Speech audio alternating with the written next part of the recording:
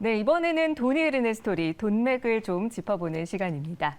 오늘은 주식시장의 에너지화학 업종에서 현재 어떤 일이 일어나고 있는지 그 흐름을 좀 자세히 분석해보고 철저한 투자 전략을 세워보겠습니다. 케미칼 에너지 투자자문 차우선 대표와 함께합니다. 어서 오세요. 네, 안녕하십니까. 네, 우선 시원시원하게 결론부터 좀 얘기를 해볼까요? 글로벌 국내 에너지화학 업종에서 어떤 투자 전략을 세워보는 게 좋을까요? 보면은 저도 한 28년 분석을 했는데 이렇게 격변기에 있는 시기는 참 이 때가 없었다 이렇게 보고 있거든요. 네. 그래서 보면은 이제 세 가지 전략인데 지금 보면은 미국에 보면은 이제 테슬라가 지금 현재 보면은 그 1,000조 원을 다시 넘어가지 않습니까? 네. 넘어갔고 매출액 100조 원에 이제 시가총액 100조 원을 했죠. 예, 그런 전략이. 그래서 제가 볼 때는 전기차 쪽에서는 남아있는 여력이 있는 그런 기업들을 관심 있게 보시는 것 같아요, 투자자분들이. 네. 그렇게 그게 우리나라 쪽에 그런 기업들이 지금 많이 발생하고 있습니다. 많이 발생하고 있고. 거꾸로 역산해 보면은 이제 그다음에 뭐 수소, 태양광, 풍력 이야기인데, 그다음 세 번째가 보면은 좀 말씀을 자주 드렸지만은 이게 워렌 버핏 투자 전략이라고 제가 네. 볼 때는 워렌 버핏이 에너지 업종에서 보면은 중국의 BYD를 한 10년간 보유를 했습니다.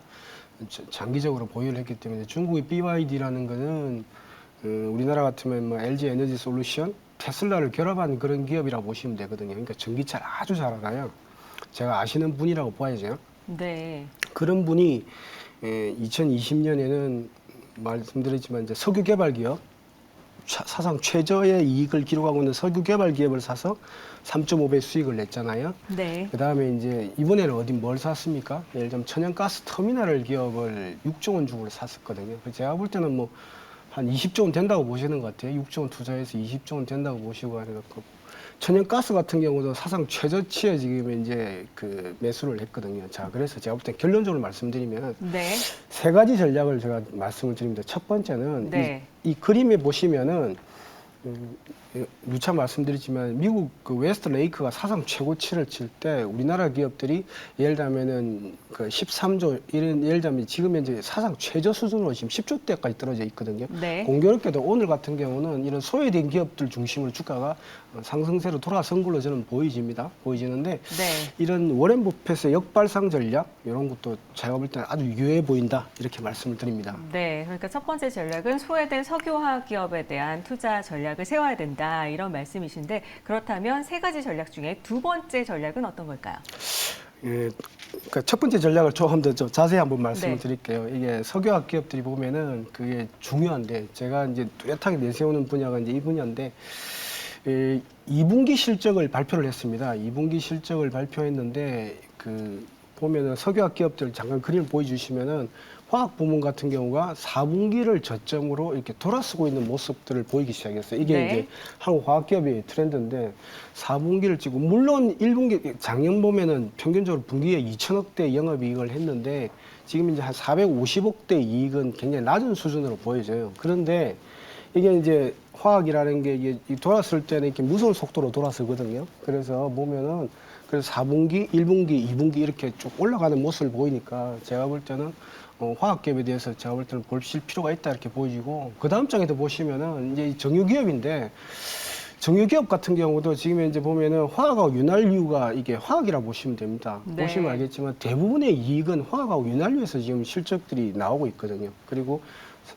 동일하게 4분기부터 1분기, 2분기 이렇게 돌아서는 이런 모습을 보이고 있다 이랍니다. 그래서 보면은 그 화학 같은 경우는 화학이라는 거는 석유화학도 있고 그럼 또 다른 화학도 있는 거냐 그러는데 석유화학도 있고요. 천연가스 화학도 있습니다. 천연가스에서 화학 제품도 만들고. 근데 이제 대항마가 바이오화학입니다. 이게 흔히들 보면은 분해되는 생분해성되는 그런 기업을 바이오화학이라고 그러거든요. 근데 바이오화학은 아직도 미미하고 석유화학은 4분기를 저점으로 이렇게 돌아서는 모습들이 보였기 때문에 정말 저도 한 28년 투자를 하지만은 이럴 때 한번 관심을 가져야 돼. 이게 최저점 바닥이거든요. 그래서 워렌 버핏이 옥시덴탈 페트롤리움을 사서 3.5배 수익을 내듯이 한국의 화학기업들이 이제 돌아서는 모습을 보였단 말입니다. 흔히들 보면은 높은 원가의 재고를 지금 다 소진한 걸로 보여요. 그럼 지금부터는 가격만 올라가면 쭉 이익이 올라가는 그런 구조를 보이기 때문에 이럴 때는 턴어라운드 했다 이렇게 하시잖아요. 턴어라운드 했을 때 보면은 테슬라만 해도 턴어라운드 했을 때 9배 한답니까? 그래서 보면은 화학기업들, 이런 기업들, 그리고 두 번째는 말씀드렸지만 전 세계 최고의 시가총액을 자랑하는 LG화학 같은 경우가 지금 이제 최저가, 예를 들면 영업이익률이 옛날에 25%대였거든요. 근데 지금 이제 BEP 수준이잖아요. 이거를 끌어올리겠다는 거예요. 끌어올리는데 본인들은 이제 이렇게 공장을 이제 신증설에 대해서 과감하게 하지 않고 이제 최저가 작업을 하겠다는 거거든요. 이게 보면은 하나의 메시지라 보시면 돼요. 그래서 수요 증가, 그다음에 공급 감소, 그런 효과가 나올 수 있기 때문에 제가 볼 때는 석유화학에 대해서는 제가 볼 때는 지금 최저점이다 생각하시고 바닥이다 생각하시고, 또 매출액 대비 시가총액이 미국 같은 경우는 1.1을 보여요. 그러니까 예를 들면 25조 원 매출액이면 한 30조 원대의 시가총액을 형성하고 있는데, 우리나라는 매출액이 25조 원이면 6조, 7조 정도 가버렸어요. 그러니까 0.4이기 때문에 굉장히 소외되어 있어요. 그러니까 대부분 다 전기차 소재로 가다 보니까 이런 화학이라든지 철강 쪽 같은 경우를 막 던지고 이렇게 다 팔고 이쪽으로 가다 보니까 정말 제가 볼 때 역사적인 최저치의 밸류에이션인데, 뭐 PBR도 자본도 보면은 뭐 0.4배, 0.5배짜리가 0.3배짜리도 수두룩하고 일하기 때문에, 근데 이제 네. 돌아서는 모습을 보이고 있잖아요. 그래서 알겠습니다. 일본 전략이 제가 볼 때는 소외된 석유화학 기업에 대해서 관심을 가지자, 이렇게 네. 말씀을 드립니다. 네, 역사적인 최저치다. 그리고 지금 2023년 2분기 실적이 저점에서 회복하고 있기 때문에 지금 좀 관심을 갖고 지켜봐야 된다, 이 말씀해 주셨는데요. 그렇다면 두 번째 투자 전략에 대해서 자세히 분석을 좀 해보겠습니다. 수소기업 투자에 대해서 말씀을 해주셨는데 이게 어떤 부분을 공략해야 되는지 좀 콕 집어서 알려주시죠. 네. 테슬라가 이제 1,000조 원을 다시 넘어섰잖아요. 네. 테슬라가 1,000조 원을 넘어섰는데, 근데 잘 보셔야 되는 게 이렇게 전기차는 그 비행기로 따지면은 이렇게 활주로 해서 이륙을 한 겁니다. 10년간 이륙을 해서 지금 창공에 있는 거예요. 창공에. 주가는 오히려 많이 고공에 있는 거죠.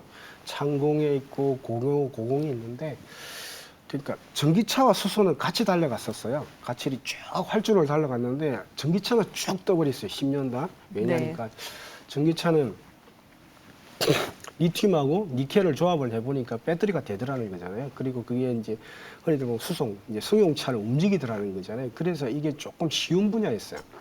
그리고 이게 좀 편리한 분야였고, 그리고 접근하기 쉬웠다, 이렇게 보시면 될 것 같고. 근데 이제 뭐 한 대당 7,500불, 한 750만 원 주니까 폭발적으로 이렇게 매출이 올라가더라는 그런 거잖아요. 근데 이제 수소는 다랐던 거예요. 뭐냐, 이게 중후장대 사업이고, 반드시 태양광하고 풍력하고 같이 가야 돼요. 뭐냐면은 이렇게 노는 전기가 있어야 돼요. 마이너스 전기라고 그러는데, 이렇게 막 버려지는 전기가 있는 지역에서 태양광이나 풍력을 가지고 전기를 생산해서 뭐 배터리로 충전한다든지, 아니면 네. 수소를 만들어서, 물 분해를 통해서 수소를 만들어서 가야 되는데, 이게 ESS는 한계가 있어요. 그런데 수소로 물 분해를 해서 수소를 만들어서 저장하는 건 굉장히 밸류어블, 그러니까 가치가 있고 경제성이 있다고 봤는데, 태양광과 풍력이 발달돼야 돼요. 이게 원가가 떨어지고. 그런데 네. 그런 지역들이 지금 나오고 있어요. 그리고 프로젝트가 활발하게 진행되고 있어요. 그래서 네. 전기차로 따지면은 지금 수소가 2010년도 테슬라가 1.5조 원대 상장을 해서 1,350조 원까지 750배를 갑니다. 그럴 때 1.5조일 때, 한 10조일 때, 그때 아주 수소가 이제 걸음마하고 있다, 이렇게 보시면 돼요. 그 대신 전기차는 창공에 떠 있는 거죠. 그래서 그렇게 보시면 될 것 같고, 그래서 수소가 늘 말씀드리지만 수소는 이미 사용되고 있었어요. 황화수소로 해서 이런 탈황 설비에도 쓰이고 있고, 그다음에 뭐 비료를 만드는 데도 쓰이고 있었는데, 그런 거는 이제 수소 단가가 좀 높아도 되고, 지금은 수소 단가가 낮아야 돼요. 왜? 경쟁을 하기 때문에. 그래서 수소 네. 전력이라든지 천연가스 발전이라든지 석탄 발전, 원자력 발전소의 대항마가 돼야 되니까 가격이 낮아져야 되는데, 지금은 가격이 급격하게 낮아지고 있는 단계다. 그래서 제가 볼 때는 지금 보면은 미국의 수소 전력을 만드는 기업이라든지 수소 트럭 만드는 기업들 지금 한 달 주가가 거의 100% 이상 올라가고 있다. 네. 그래서 보면은 수소의 걸음마 단계인 수소를 관심 있게 봐야 된다, 이렇게 보고 있습니다. 알겠습니다. 네, 지금 태양광과 풍력이 같이 가야 된다. 그리고 전기차 초기 단계이기 때문에 더 눈여겨봐야 된다라는 건데요. 그렇다면 세 번째 투자 전략인 전기차 소재 내 저평가 투자는 이미 사실 많이 이야기를 하고 있는데, 이 전기차 소재 평가, 어떤 저평가된 것들을 투자하면 좋을까요? 테슬라가 매출액 대비 시가총액이 10배를 찍습니다. 네. 찍고 있는데 물론 엔비디아는 더 높죠. 한 40배씩 되고 이러는데 10배를 찍고 어떤 일이 벌어지냐면은 테슬라가 내려오질 않는다는 거예요. 여기서. 그러면은 뭐라고 생각하냐면 공매도가 제일 발달된 미국에서 내려오지 않는다는 거는 이게 미래의 가치를 당기고 있는 적정 주가 아닌가 이렇게 생각하는 거예요. 그런데 이제 그렇게 보면은 우리나라 기업들이 보면은 매출액 대비 시가총액 10배, 5배. 근데 이런 거 있어요. 브랜드가 있을 때는 10배를 줘도 돼요. 근데 이제 소재를 과연 10배를 줄 수 있어야 되는 왈가왈부가 있습니다. 근데 네. 이제 일단 테슬라는 10배입니다. 예, 10배니까 이게 뭐냐면 수렴하는 과정을 거친 것 같아요. 우리나라도 이런 밸류에이션을 해본 적이 없어요. 28년 저도 봤지만은 네. 이렇게 높은 밸류에이션을 준 적이 없는데 우리나라가 이게 월드와이드에 됐잖아요. 네. 그래서 미국을 잘 본 거예요. 그래서 우리나라 기업들 왜 이렇게 싸냐 이러면서 처음에 이제 배터리 양극재를 중심으로 주가가 많이 이제 급등한 형태를 보였죠. 네. 그러니까 지금 현재 투자자분들은 뭘 찾고 계시냐면은 좀 상대적으로 싼 저평가된 다른 전기차 소재 기업을 찾고 계신 것 같아요. 네. 그래서 보면은 지금 보면은 이제 양극재에서 음극재, 그다음 분리막, 그다음 동박 이런 식으로 하고 있고 아니면 그 기업을 들고 있는 모회사 그러니까 전기차 소재를 들고 있는 모회사까지 이렇게 쭉 확산되고 있는 추세다 보시면 될 것 같아요. 그래서 네. 앞단은 제가 볼 때는 어느 정도 밸류에이션이 올라왔습니다. 올라왔고 뒷단 분야에서 근데 이게 이제 전기차라는 게 한 개만 좋아지는 게 아니고 전체인이 좋아지잖아요. 그래서 보면은 후단도 이게 이렇게 전기차라는 게 테마로 끝나는 게 아니잖아요. 네. 예를 들면 계속 가는 분야이기 때문에 제가 볼 때는 좀 싼 주식을 찾고 있다 이렇게 말씀을 드리고 있습니다. 예. 네, 결론적으로 이 세 가지 투자 전략을 세워서 지금 뭐 석유화학 기업 투자, 그리고 수소기업 투자, 그리고 전기차 소재는 저평가된 부분에 투자를 하라는 말씀을 해주셨는데 이렇게 세 가지 전략을 세워서 과연 그래서 어디에 투자를 하는 것이 좋을까요?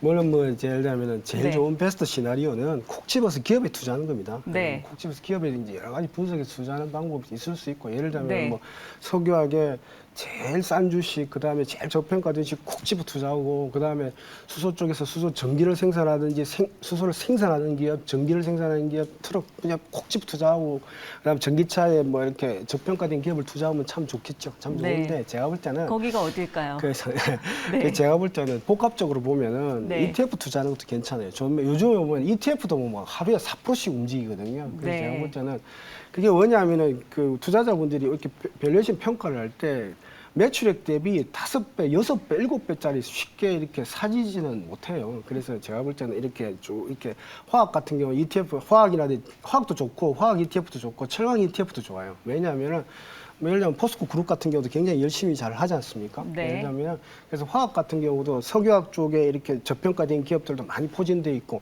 근데 이제 그런 기업들을 살려면 말입니다 주가가 많이 빠져 있어요. 그래 오히려 손이 잘 안 나가요. 아무리 뭐 매출액 대비 시가총액이 뭐 0.3배라서 너무 저평가돼 있다고 그래도 나만 사는 것 같잖아요. 네. 근데 그게 ETF 형태로 다 사도 묶게 돼 되는지 있으면. 잘 모르겠거든요. 네. 근데 이제 그 ETF로 돼 있기 때문에 제가 볼 때는 ETF에서 보면은 비중 조절을 해놨거든요. 그래서 네. 제가 볼 때는 그런 소외된 기업 올라가고 있는 기업들, 그리고 올라간 기업들 또 바닥에 올라오시면은 또 올라왔다 또 못 사시는 경우도 있어요. 그렇기 때문에 소외된 기업, 그 다음에 수소 쪽 초기 단계에 있는 기업들, 전기차 소재에 있는 그런 기업들도 많기 때문에 제가 볼 때는 화학 ETF, 철강 ETF 절반씩 들어가는 것도 베스트 시나리오다 이렇게 보고 있습니다. 네, 화학과 철강 ETF 짚어주셨는데 그중에 추천할 ETF가 있을까요? 아니, 전반적으로 다 보시는 것도 괜찮을 것 같아요. ETF는 다 네. 비슷비슷하게 포트폴리오를 형성돼 있기 때문에 저는 제가 볼 때는 오히려 석유학 쪽에 소외된 기업들 중심으로 편제가 더 많은 제가 볼 때는 제 생각에 60% 정도 들고 있는 게 오히려 제일 더 낫다 생각되니까 그런 기업들 골라서 투자하시면 괜찮을 것 같습니다. 네, 그렇다면 화학과 철강 관련 어떤 기업에 투자하면 좋을까요? 그러니까 제가 볼 때는 그림으로 봐도 예를 들면 제가 볼 때 역사적으로 2021년도 때 있지 않습니까? 2021년도 때 주가가 많이 올라갔었어요. 네. 코로나가 풀리면서. 그런데 그때 당시보다 많이 떨어진 기업들은 2021년도에 주가가 올라갔다는 소리는 그때 당시에 비해서 경쟁력이 굉장히 높았다는 소리거든요. 이 돈을 잘 네. 벌기 때문에 그렇게 좀 푹 빠진 기업들 같은 경우는 편제를 하고 있는 ETF 좋다고 보고 있습니다. 네, 저평가된 기업을 좀 찾아봐야겠습니다. 자, 오늘 돈이 흐르는 스토리는 케미컬 에너지 투자자문 차홍선 대표와 함께 에너지 화학 업종에 대해서 자세히 살펴봤습니다. 오늘 말씀 고맙습니다. 네, 감사합니다.